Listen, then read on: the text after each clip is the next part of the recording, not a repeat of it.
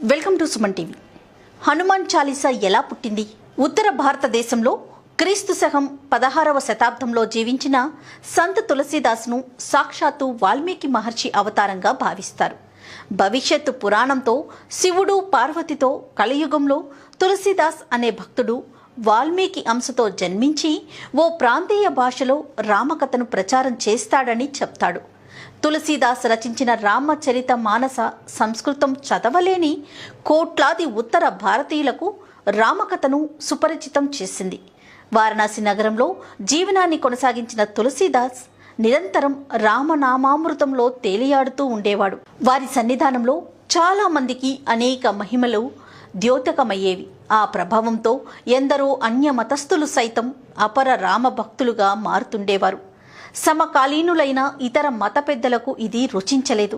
తులసీదాస్ మత మార్పులకు పాల్పడుతున్నాడని మొఘల్ చక్రవర్తి అక్బర్ పాదుషాకు తరచుగా ఫిర్యాదులు చేస్తుండేవారు. కానీ అక్బర్ అంతగా పట్టించుకోలేదు. ఇది ఇలా ఉండగా వారణాసిలో ఒక సదాచార సంపన్నుడైన గృహస్థు తన ఏకైక కుమారునికి ఒక చక్కని అమ్మాయితో వివాహం జరిపించాడు. వారిద్దరూ ఆనందంగా జీవనం సాగిస్తుండగా విధి వక్రీకరించి ఆ యువకుడు కన్ను మూశాడు. జరిగిన దారుణానికి తట్టుకోలేకపోయిన అతని భార్య హృదయ విదారకంగా విలపించసాగింది. చనిపోయిన యువకునికి అంత్యక్రియలు జరగకుండా అడ్డుపడుతూ రోధిస్తున్న ఆమెను బంధువులంతా బలవంతంగా పట్టుకొని ఉండగా శవయాత్ర సాగిపోతున్నది. శ్మశానానికి వెళ్లే మార్గం తులసీదాస్ ఆశ్రమం మీదుగానే సాగుతుంది. శవయాత్ర ఆశ్రమం వద్దకు వచ్చే సమయానికి తనను పట్టుకున్న వారిని వదిలించుకొని పరుగున ఆమె ఆశ్రమంలోకి చొరబడి తులసీదాస్ పాదాలపై పడి విలపించసాగింది. ధ్యాన నిమగ్నులైన తులసీదాస్ కన్నులు తెరిచి దీర్ఘ సుమంగళీభవ అని దీవించారు. దానితో ఆమె కడు దీనంగా జరిగిన సంగతిని వివరించి జరుగుతున్న శవయాత్ర గురించి తెలియచేసింది.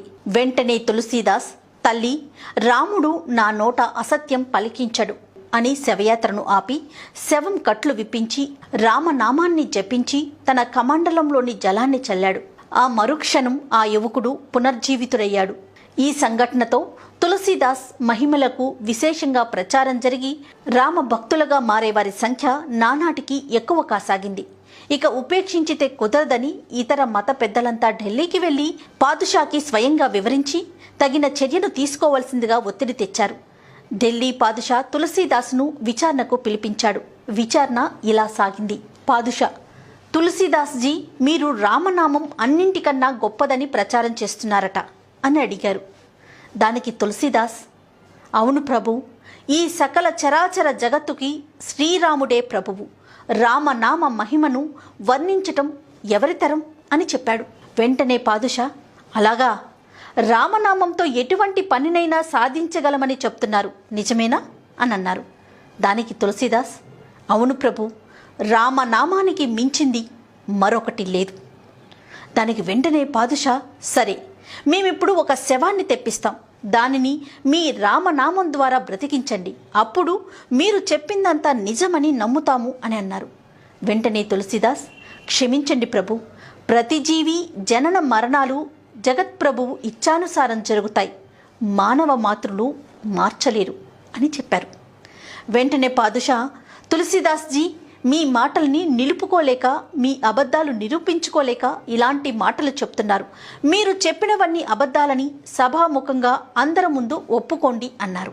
దానికి తులసీదాస్, క్షమించండి, నేను చెప్పేది నిజం అన్నారు. పాదుషాకి పట్టరాని ఆగ్రహం వచ్చి, తులసి, నీకు ఆఖరి అవకాశం ఇస్తున్నాను, నీవు చెప్పి ప్రాణాలు దక్కించుకో, లేదా శవాన్ని బ్రతికించు అని తీవ్ర స్వరంతో ఆజ్ఞాపించాడు. అప్పుడు తులసీదాస్ కన్నులు మూసుకొని ధ్యాన నిమగ్నుడై శ్రీరామచంద్రుణ్ణి స్మరించి ఈ విపత్కర పరిస్థితిని కల్పించిన నువ్వే పరిష్కరించుకోమని ప్రార్థించాడు. అది రాజా ధిక్కారంగా భావించిన పాదుషా తులసీదాసును బంధించమని ఆజ్ఞాపించాడు. అంతే, ఎక్కడి నుంచి వచ్చాయో వేలాది కోతులు సభలోకి ప్రవేశించి తులసీదాసును బంధింపవచ్చిన సైనికుల వద్దనున్న ఆయుధాలను లాక్కొని వారిపై గురిపెట్టి కదలకుండా చేశాయి. ఈ హఠాత్ సంఘటనతో అందరూ హడలిపోయి ఎక్కడివారు అక్కడ స్టానువులైపోయారు. ఈ కలకలానికి కన్నులు విప్పిన తులసీదాస్కు సింహద్వారంపై హనుమంతుడు దర్శనమిచ్చాడు. వడలు పులికించిన తులసీదాస్ ఆసువుగా 40 దోహాలతో స్తోత్రం చేశాడు.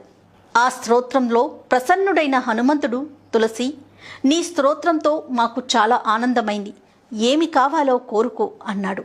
అందుకు తులసీదాస్, తండ్రి, నాకేం కావాలి? నేను చేసిన నీ స్తోత్రం లోక క్షేమం కొరకు ఉపయోగపడితే అంతే చాలు. నా జన్మ చరితార్థమవుతుంది. నా ఈ స్తోత్రంలో నిన్ను ఎవరు వేడుకున్నా వారికి అభయం ప్రసాదించు తండ్రి అని కోరుకున్నాడు. ఆ మాటలతో మరింత ప్రీతి చెందిన హనుమంతుడు, తులసి, ఈ స్తోత్రంలో మమ్మల్ని ఎవరు స్తుతించినా వారి రక్షణ భారం మేమే వహిస్తాం అని వాగ్దానం చేశారు. అప్పటినుంచి ఇప్పటి వరకు హనుమాన్ చాలీసా కామధేనువై భక్తులను కాపాడుతూనే ఉంది. అపర వాల్మీకి అయిన తులసీదాస్ మానవాళికి ఈ కలియుగంలో ఇచ్చిన అపురూప కానుక హనుమాన్ చాలీసా.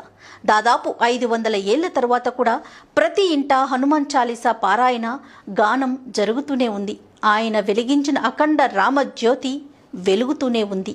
దయచేసి మీకు తెలిసిన పెద్దవారికి, దర్శించే వీలు లేని వారికి చూపించండి. దేవుడు ఎలా అనుగ్రహిస్తాడో, ఎప్పుడు దర్శన భాగ్యం కలిగిస్తాడో మన ఊహకు అందదు. అందరికీ దర్శన భాగ్యం కలగాలని ఈ మా ప్రయత్నం. ఈ వీడియో కనుక మీకు నచ్చినట్లయితే లైక్ చేయండి, షేర్ చేయండి. మరిన్ని వీడియోస్ కోసం మా ఛానల్ని సబ్స్క్రైబ్ చేసుకోండి. జై శ్రీరామ్.